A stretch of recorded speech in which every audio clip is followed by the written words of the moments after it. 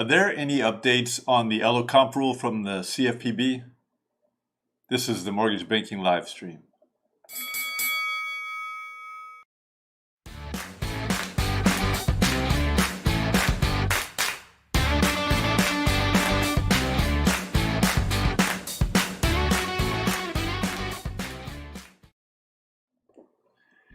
Welcome. This is the Mortgage Banking live stream. Today is July 27th, 2020. We are here to educate, we are here to connect, and we are here to entertain. I'm Troy at Garrishorn LLP. Yes, LLP. I mentioned this the other day, but I'm proud to say that our law firm has converted from a PLLC to an LLP because we just brought on this fantastic partner out in California, and Melanie Feliciano, welcome. I know a lot of people of you have been getting some great comments. A lot of people are excited to have you on board, as are we. And special shout out to you. If you have any questions, please feel free. If you're watching this in YouTube, down below in the description is my contact information, both my email address and my phone number. You can also just comment on YouTube. And in addition, if you want to text or email or call me, I won't pick up, of course, during the live stream here, but if you want to text me, I will. I can see these online here, and if you comment as well, I can see those. And anyway, so if you have some comments or you have some questions, you want some information that you want us to address, feel free. We try to address or raise any questions that you might have. This is not law, of course. I am a lawyer, as everybody knows. I am with the law firm, but this is just a live stream. We're having fun. We're connecting people. We're entertaining. We're educating people. That's what this is all about. We do this twice a week, Monday and Wednesday, and we have some great content. We have some great speakers on. Typically on Wednesday, we have somebody that we bring on to do kind of an interview. Keep tuned in, and we'll try to get information out there to you that you can use in your everyday business. A couple of shouts out just before we get started here, because today we're going to talk about something that actually did come up. It comes up a lot with me, and it has come up on the live stream. A couple people have asked about this, but what, if any, updates are there on the LO comp rules? And we hear about a lot of people out there doing some different things, and so we'll get into that a little bit. We'll also talk a little bit today about what the CFPB is doing, what HUD has just done. But before we get started there, Karen Davidson of Kaufman Davidson, thank you very much. A couple shouts out. Maria Tapia of AIG Alternative Investment Group. Thank you very much. Joy Huska, Rhiannon Bolin, Rhiannon and Jeff, Rhiannon of MCT, and Jeff of Blackman and Graham. Thanks to both of you. Julie Gross of Certainty Home Loans. Special thanks. Kathy Thomas. There's so many wonderful people that we meet, both in our practice and then through the Texas MBA, in particular through the National MBA. Such fantastic people. Thank you to all of you. We really appreciate your support and your input, and we'd love to have some of you on. So if you want to get in contact with me, we can and have interesting topics you want to talk about and address. Happy to get some of you on. Quick business update, and then we'll jump into regs. Housing. There is a growing concern about two things, really. One is the question of what happens next in terms of people that are out there with the economy, and will there be some sort of a domino effect that occurs in connection with both the end of the current unemployment benefits and then also just generally speaking in terms of the economy, whether it continues to have some difficulties in connection with the pandemic that we're still facing. Every day you hear about growing numbers in, especially the big states. Of course, this is just headlines, right? So you hear about shocking numbers. You dig into the details, and the data becomes more interesting. But every day you hear about Texas, our own Texas here, where I am sitting, California, Florida, the big states in particular. You hear it's all evolving, right? And now we have, just around the corner, we have housing and school both becoming very important and affected. And in school, for example, most schools typically start right here in August coming up or in September, both at the the elementary and secondary levels, and then also the colleges. I have kids of my own, and there's the big question of, is school going to start? If it does start, it looks like by all means that it is, and is going to start in person, is going to start virtual, is there some sort of a hybrid version? And all of this continues to evolve. And my own mom, in fact, works in a school down in the Houston area, and she said that her school district has just delayed the in-person teaching by 4 weeks, and there's an additional option to delay an additional 4 weeks that they are still kicking around. The thing is, nobody really knows where this is going. There was an interesting article over the weekend. CNBC, I think it was, polled or surveyed a number of doctors, and the doctors themselves, the question was, are they going to send their children back to school come this fall? And it was about 50-50 out of the doctors that they surveyed, and it wasn't statistically a representative sample, it sounded like. And of course, there's bias in each individual's position, and depending where the location is, all of that was at play. But it came out about 50-50. I asked my own daughter's doctor, a pediatrician, great pediatrician, actually, if anybody needs one here in the area, a pediatrician, whether he was going to send his own daughter back to school. And he said, yeah, I probably am, because the impact on her as an individual, who she's about the age of my own daughter, he said that the impact on her seemed, just from a social interconnection, well-being type of a standpoint, seemed to weigh heavier on his mind than it did, with regard to the risk of contacting or contracting COVID-19.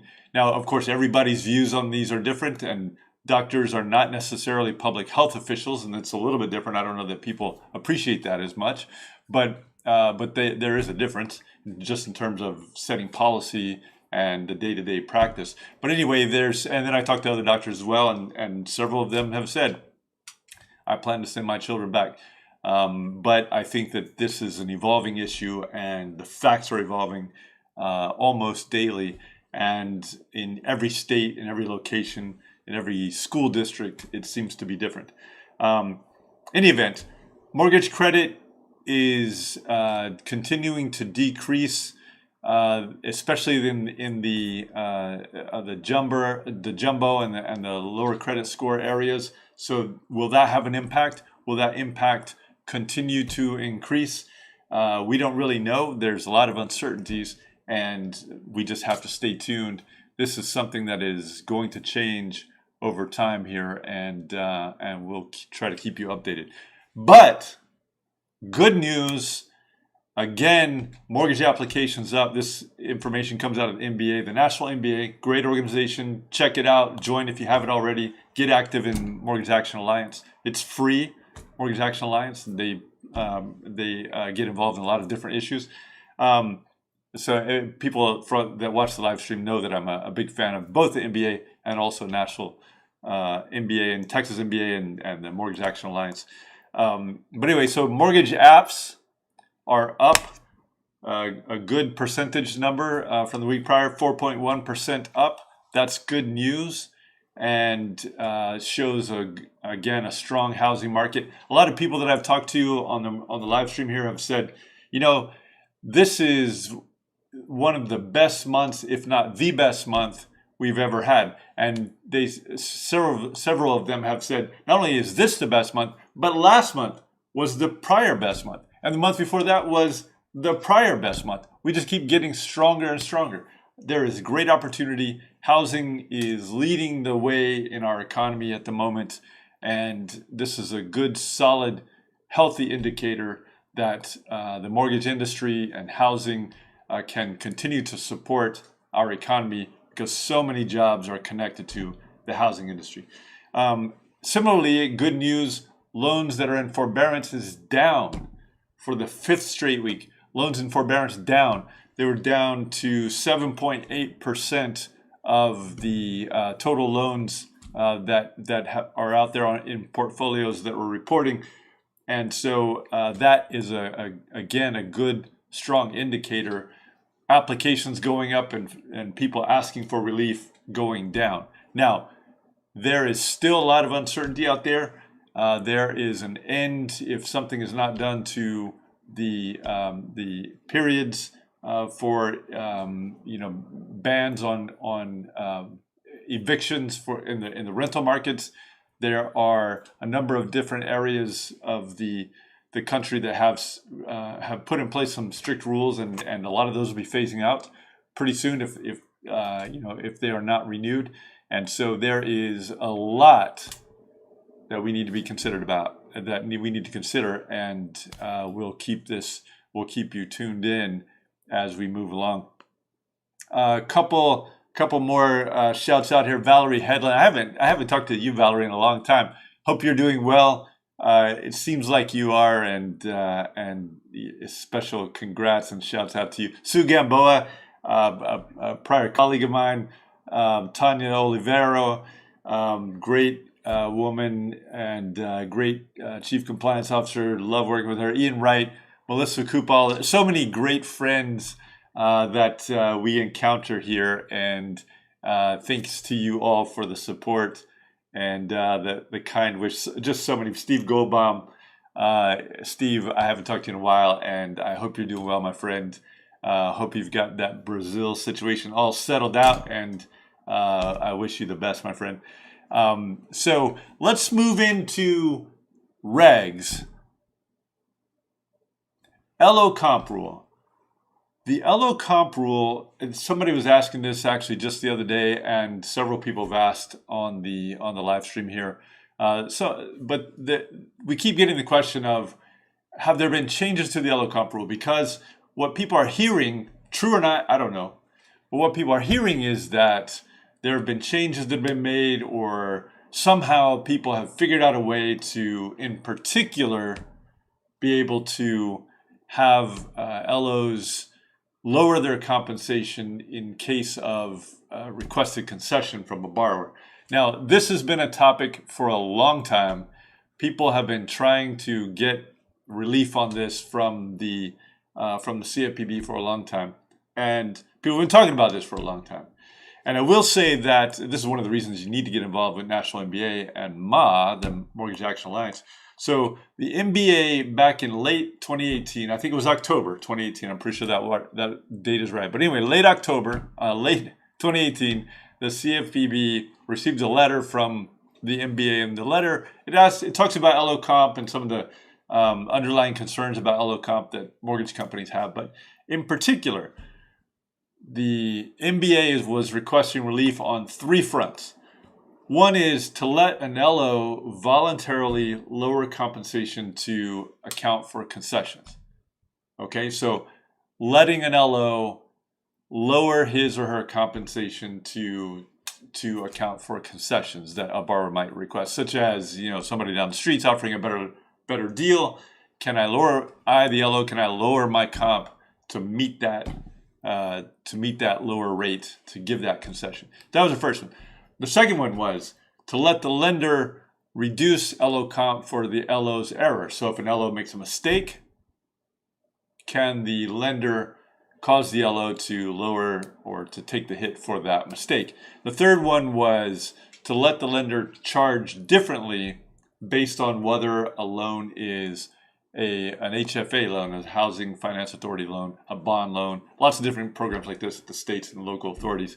And so each of those were part of this request that the MBA sent in. Now, the CFPB, while interested in discussing each of these, I have not seen anything come out of the CFPB that makes those changes. So there is hope, but that has not happened yet. And so there are some areas that the CFPB is certainly interested in discussing, areas that certainly the MBA and lots of lenders are interested in discussing. But so far, we haven't seen the action come out of the CFPB specifically to address those concerns. Now, there are some areas where you can do some things.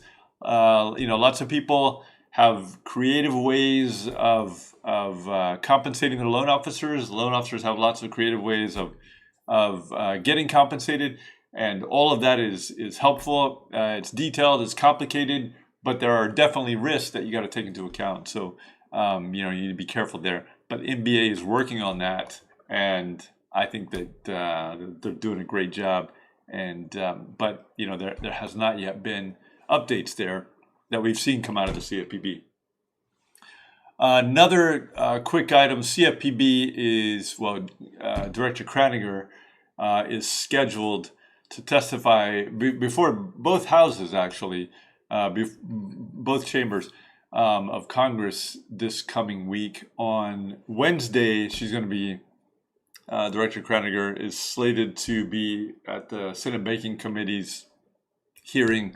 This is the CFPB's semi-annual report to Congress.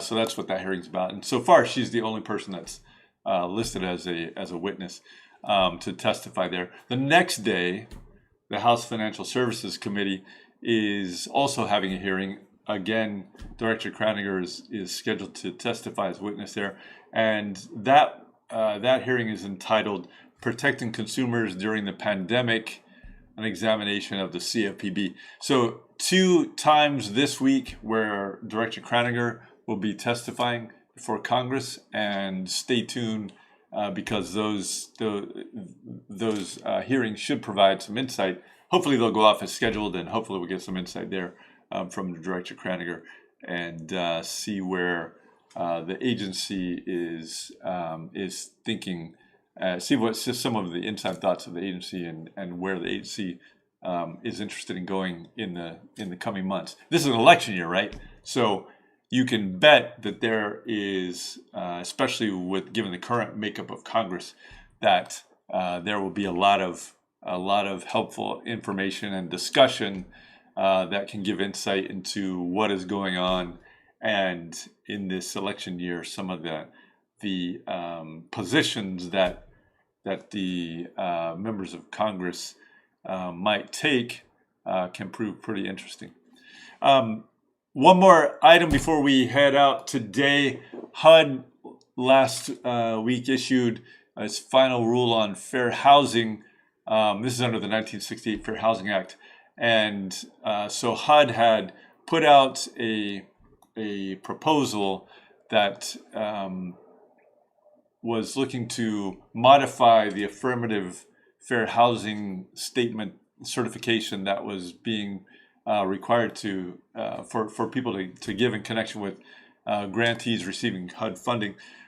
So the current administration with HUD had questioned the need and the practicability of a 2015 rule that was finalized, which included a 92 questions grading tool that had been put out. And so back in 2018, HUD questioned whether this new rule from 2015 was actually being effective, whether it was helping further the goals of the Fair Housing Act. And HUD raised questions about it and suspended the application of the rule actually at that time. Then HUD went through the notice of proposed rulemaking process, and ultimately HUD said that this 2015 rule had proven unworkable and seemed to waste resources, time and other resources, and wasn't really achieving the goals that HUD was seeking, and so it was jettisoning. It plans to jettison that rule. HUD says that it's returning power and decision making to the localities, and trying to achieve the original understanding of that 1968 Fair Housing Act and its rules promulgated under the act. So this it's not yet published in the Federal Register, but once it gets published, this new rule will be effective 30 days from publication, and this will perhaps cause the two things really. One is to have the method of which the way that this rule operates change a little bit, although it's unclear exactly how much and how. But also, one might guess that it could also raise fair lending and fair housing issues back into the spotlight, especially at a time where we have an election year coming up, or elections coming up, and also given the current status of various different advocates on various sides dealing with these very nettlesome and complicated issues. So, and it's not just HUD. As you know, HUD has jurisdiction over Fair Housing Act.